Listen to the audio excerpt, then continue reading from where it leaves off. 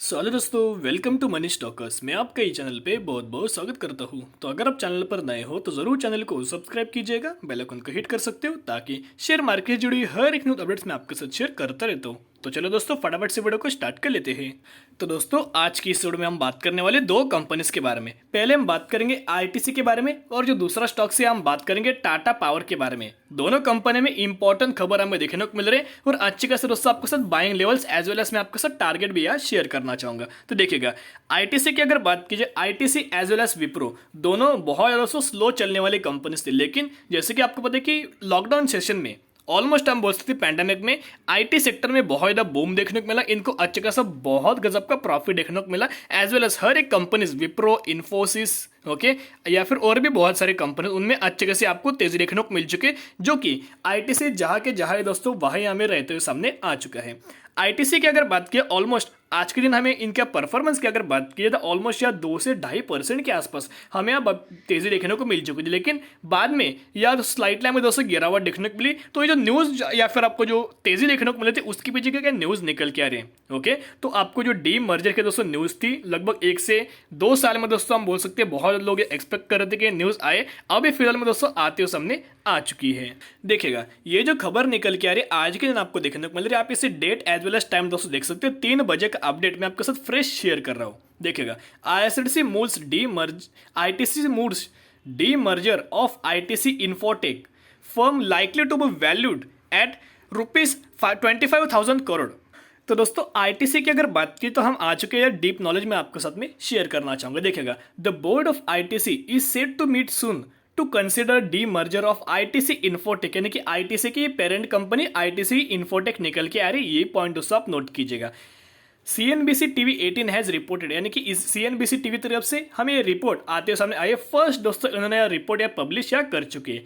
देखिएगा, अभी ये जो न्यूज़ निकल के आ रहे जो आईटीसी है उसका डी मर्जर आईटीसी इन्फोटेक में हमें आते हुए सामने आ जाएगा। अभी डी मर्जर होता क्या है, जैसे कि अभी ये जो पेरेंट कंपनी आईटीसी की निकल के आ रही है, अगर आईटीसी इन्फोटेक का अगर लॉस होता है एज वेल एज प्रॉफिट होता है तो हम इसे आईटीसी के अंदर दोस्तों बोल सकते हैं, लेकिन अभी जब डी मर्ज हो जाएगा तो इसका फायदा हमें जरूर आईटीसी के ऊपर देखने को मिल जाएगा। और जो आईटीसी हमें लगभग साल से 1.5 साल से हमें ऑलमोस्ट एक ही दायरे पर जो चल रहा था, एक ही लेवल्स के ऊपर जो चल रहा था, वो अभी अच्छे से आपको इसमें तेजी में दोस्तों देखने को मिल सकती है। देखिएगा, the technology service and solution provider is likely to valued at ₹20,000 to 25,000 crore के आसपास में दोस्तों देखने को मिलने वाला है। यानी कि बहुत बार दोस्तों ये न्यूज़ निकल के, फिर रूमर की तरफ से जो अफवाह फैला जा रही थी कि देखिएगा क्या न्यूज़ थी कि आईटीसी इन्फोटेक की वो सेपरेशन हो जाएगा या फिर डी मर्जर हो जाएगा और एज एनएससी और बीएससी के ऊपर एज एन आईपीओ की तरफ से लॉन्च होते सामने आ सकते हैं। ओके, तो ये भी दोस्तों पॉसिबिलिटीज निकल के आ कि जैसे कि डी मर्जर के बाद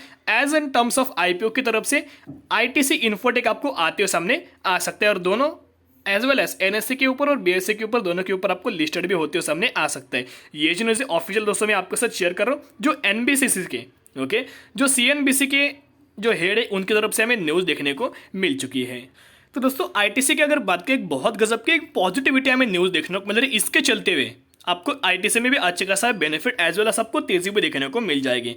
अगले 1 साल के अगर परफॉर्मेंस या फिर टारगेट्स की अगर बात की, आपको 300 से लेकर 350 के भी ऊपर आपको आईटीसी जाते सामने आ सकता है। ये भी दोस्तों आप पॉइंट नोट कीजिएगा।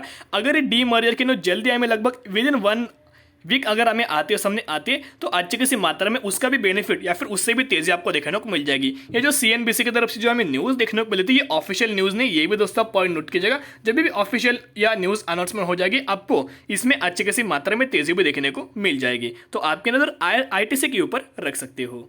तो दोस्तों, अब हम बात करेंगे टाटा पावर के बारे में। टाटा पावर की अगर बात करें, आज के दिन ऑलमोस्ट 2 से 2.5% के आसपास इसमें भी तेजी देखने को मिल चुकी थी। देखिएगा, ये जो स्टॉक से ऑलमोस्ट 249 के आसपास हमें क्लोजिंग देखते हुए सामने आया। इसका जो हाई अप्रोक्सीमेटली कंपनी जो दोस्तों रजिस्टर किया तो ऑलमोस्ट 252 के आसपास हमें इसका हाई अभी जाते हुए देखने को मिल चुका है।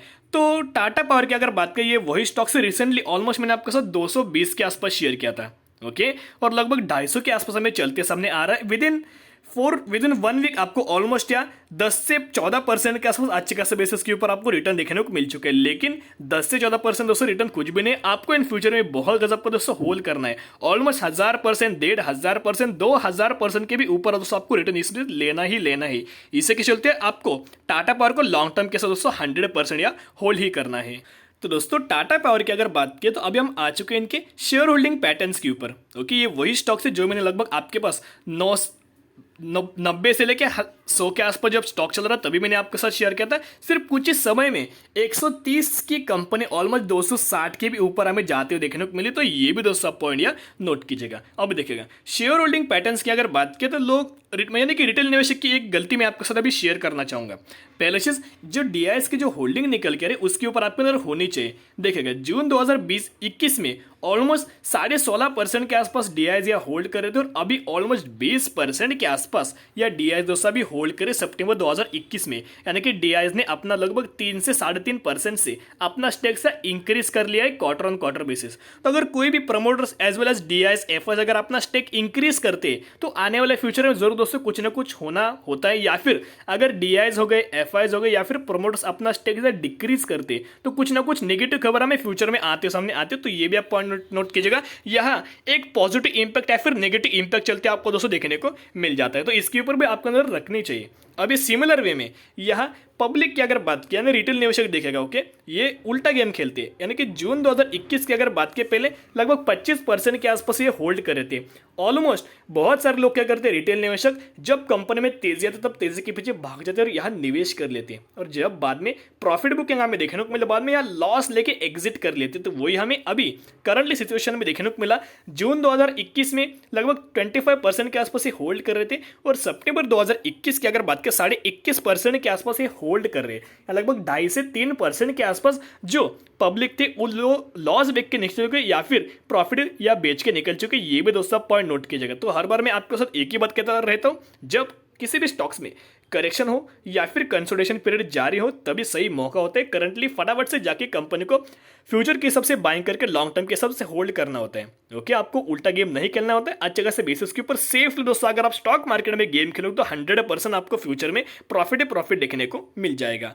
तो दोस्तों अभी हम आ चुके हैं टाटा पावर के टेक्निकल चार्ट पैटर्न्स के ऊपर। अभी मैं आपके साथ इंपॉर्टेंट लेवल्स यहाँ शेयर करना चाहूंगा। पहले बेसिकली इसका जो आरएसआई इंडेक्स निकल कर 71.36 के ऊपर हमें देखने को मिल रहा है। यानी कि जिस भी कंपनी का आरएसआई इंडेक्स 70 से ऊपर होते हैं तो वो स्टॉक ओवर बॉट जोन के ऊपर हमें आते सामने आते। तो अभी ये स्टॉक्स ओवर बॉट जोन के ऊपर हमें देखने को मिल चुका है। तो देखिए कोई भी स्टॉक ओवर बॉट जोन भी रहता है या फिर हाईली ओवर बॉट जोन के ऊपर रहता है तो 100% उस स्टॉक्स में हमें करेक्शन देखने को मिल ही जाते हैं। तो ये भी पॉइंट आप नोट कीजिएगा। जब इसने अपना लाइफ टाइम वाला जो हाई रजिस्टर किया था सिर्फ 130 वाली कंपनी ने 260 के भी ऊपर आपको लेवल्स या रजिस्टर्स किया था और बाद में आपको जैसे कि बात है कि बहुत सारे लोगों ने ये लेवल्स के ऊपर निवेश किया या फिर ये लेवल्स के ऊपर निवेश किया, वो अभी भी लॉस में या रह चुके। ये भी पॉइंट नोट कीजिएगा। बाद में जब करेक्शन हुआ तो बहुत सारे लोग निकल चुके, ये भी पॉइंट नोट कीजिए। लेकिन जब हर एक स्टॉक्स में जब प्रॉफिट बुकिंग होती है तो वही सही एक अपॉर्चुनिटी में होती है और लॉन्ग टर्म के हिसाब से होल्ड करना होता है। ओके, करंटली लगभग 250 के आसपास अभी स्टॉक चल रहे हैं। इसका जो रेजिस्टेंस कंपनी फेस करेगी लगभग 260 का एक कंपनी रेजिस्टेंस दोस्तों हर बार फेस कर रही है। ओके, 260 का अगर एक कंपनी क्रॉस करे तो अच्छी खासी मात्रा में 300 के भी ऊपर आपको देखते हुए सामने आ जाएगी। और सपोर्ट की अगर बात की जाए तो ये जो रेड लाइन जो इंडिकेट्स कर रहा है 20 दिन का ईएमएस यानी कि एक्सपोनेंशियल मूविंग एवरेज, ये भी पॉइंट नोट कीजिएगा। ओके, तो इसका जो नंबर्स निकल के आ रहे 230 के आसपास।